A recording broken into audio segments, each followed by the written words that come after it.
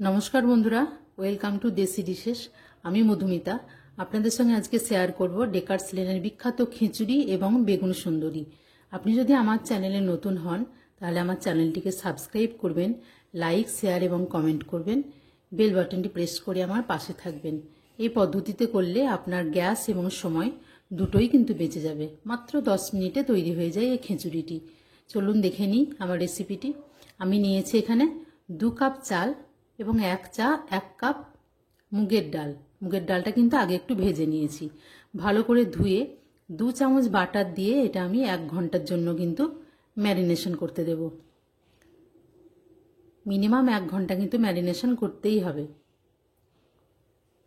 এখানে আমি ভেজ খিচুড়ি তো কিছু ভেজিটেবল কেটে নেব। নিয়েছি একটা ফুলকপি ছোট সাইজের, একটা গাজর, কিছু বিনস এবং আলু। এছাড়া আরও কিছু আমি মেশাবো। পুরো ভিডিওটা দেখতে থাকুন, সব দেখতে পাবেন। এখানে আমি নিয়ে নিয়েছি 2টো বেগুন। বেগুনগুলোকে এরকম লম্বা করে কেটে নেব। এখানে আমার সব ভেজিটেবলগুলো কাটা হয়ে গেছে। সঙ্গে আমি নিয়ে নিয়েছি কিছু সয়াবিন। এখানে বেগুন সুন্দরী বানানোর জন্য বেগুনগুলোকে একটু নুন, হলুদ এবং চিনি দিয়ে 5 মিনিটের জন্য ম্যারিনেশন করতে দেব। খুব ভালোভাবে মাখিয়ে নিতে হবে। এখানে একটা কড়াইয়ের মধ্যে দিয়ে দেব পরিমাণ মতো জল। খিচুড়ির জন্য অনেকটা পরিমাণে জল লাগবে। জলটা একটু ঢাকা দিয়ে ভালোভাবে ফুটিয়ে নেব। এবার দিয়ে দিলাম এখানে যেটা ম্যারিনেশন করে রাখা ছিল চাল এবং ডাল। জলটা ফোটানোর পর কিন্তু দিতে হবে। সব সবজিগুলো এখানে অ্যাড করব। প্রথমে দিয়ে দিলাম সয়াবিন। সয়াবিনটা কিন্তু শুকনো সয়াবিন, ভালো করে ধুয়ে অ্যাড করে দিয়েছি। নিয়ে নিয়েছি কিছু আলু, গাজর, ফুলকপি এবং বিনস। শীতকাল হলে আপনারা এখানে মটরশুঁটিও দিতে পারেন। ভালোভাবে মিশিয়ে এটা কিন্তু খুব ভালোভাবে ফুটতে দেব। ফুটে গেছে। এখন কিন্তু একদম গ্যাসটাকে অফ করে ঢাকা দিয়ে 1 ঘন্টার জন্য এটা দমে রেখে দেব। এখানে আমি প্রথমে বেগুন সুন্দরীটা তৈরি করে নেব। এখানে লাগবে কিছু ড্রাই ফ্রুটস। নিয়েছি নারকেল, কাজু এবং কিশমিশ। বেগুনগুলো আমার ভাজা হয়ে গেছে। এবার এটুকুকে একটু সাজাতে হবে।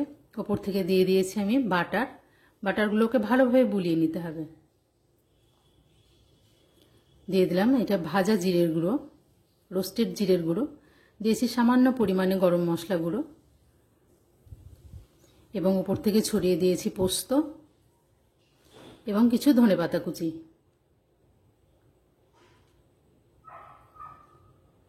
তৈরি হয়ে গেছে আমার বেগুন সুন্দরী। এদিকে আমি খিচুড়িটা কিন্তু কমপ্লিট করে নেব। খিচুড়িটা কিন্তু 1 ঘন্টা পর এখানে আমি নিয়ে এসেছি। দেখুন অনেকটা জল টেনে নিয়েছে এবং সম্পূর্ণ পরিমাণেই কিন্তু সিদ্ধ হয়ে গেছে। যদি জলের পরিমাণটা আপনাদের কম হয়ে যায় এখানে কিন্তু একটু জল অ্যাড করতে পারেন। এখানে আমি একটা মশলা তৈরি করে নেব। নিয়েছি 2 থেকে 3 চামচ বাটার। মশলাটা পুরোটাই কিন্তু বাটার দিয়ে তৈরি করব। বাটার না থাকলে আপনারা ঘি দিয়েও করতে পারেন। নিয়েছি 2টো শুকনো লঙ্কা, তেজপাতা। একটু ভালো করে ভেজে নিয়ে এখানে দিয়ে দেব যে নারকেলগুলো আমি স্লাইস করে রেখেছিলাম, সেই নারকেলগুলো এবং 2 টুকরো দারচিনি। এখানে এলাচ বা লবঙ্গ দেব না, দারচিনির গন্ধটাই কিন্তু খুব ভালো লাগবে। একটু ভালো করে ভেজে নেব।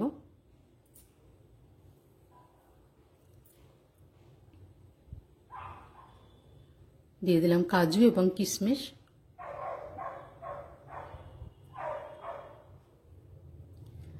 কাজু এবং কিশমিশটাও একটু ভালো করে রোস্ট করে নেব, তবে পুড়িয়ে ফেললে হবে না।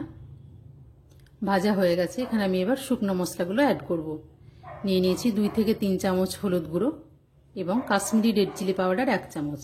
যেহেতু আমি খিচুড়িতে আগে থেকেই কোনো রকম হলুদ মেশাইনি, তাই এখানে হলুদের পরিমাণটা একটু বেশিই লাগবে। হলুদ এবং লঙ্কা গুঁড়োটা ভালোভাবে তেলের মধ্যে একটু ভেজে নিতে হবে, এতে কালারটা কিন্তু খুব সুন্দর আসে। এখানে দিয়ে দেবো 1 চামচ ধনের গুঁড়ো এবং 1 চামচ জিরের গুঁড়ো। একটু নেড়ে নিয়ে এখানে একটু জল দিয়ে দেবো, নইলে কিন্তু শুকনো মশলাগুলো পুড়ে যেতে পারে। দিয়ে দিলাম 1 থেকে 1.5 চামচ মতো আদা বাটা। আদাটা ভালো করে একটু নেড়ে নিয়ে উপর থেকে তেল ছেড়ে গেছে, মানে কিন্তু মশলাটা আমার কষানো হয়ে গেছে। এবার এখানে খিচুড়ির পরিমাণ যেহেতু অনেকটা আছে, তাই কিছুটা পরিমাণ জল দিয়ে 2 থেকে 3 কাপ পরিমাণ জল দিয়ে ভালো করে কিন্তু এটা ফুটিয়ে নিতে হবে। এবার আমি আবার গ্যাসটাকে জ্বেলে দিয়েছি। খিচুড়িটার মধ্যে কিন্তু সমস্ত ভেজে রাখা কষে রাখা মশলাগুলো এবার মিশিয়ে দেব। গ্যাসটাকে একদম সিমে রেখে মশলাগুলো কিন্তু খুব ভালোভাবে মেশাতে হবে।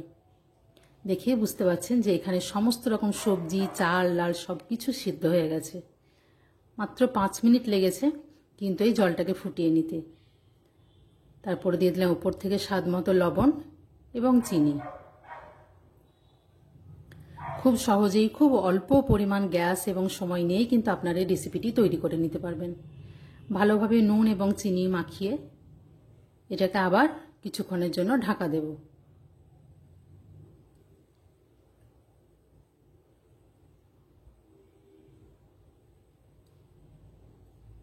যেন মশলাটা খুব ভালোভাবে মিশে যায়।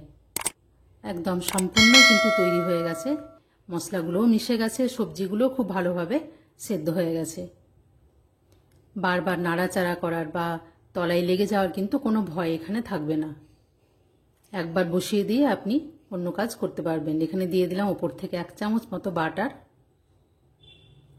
1 থেকে 2 চামচ, বাটারের জায়গায় আপনারা ঘিও দিতে পারেন। নিয়ে দিলাম একটুখানি গরম মশলা গুঁড়ো এবং আরও 1 চামচ বাটার। যেহেতু খিচুড়ির পরিমাণটা অনেকটাই আছে, দেওয়ার পর এটাকে আবার 1 থেকে 2 মিনিটের জন্য ঢেকে রেখে দেব।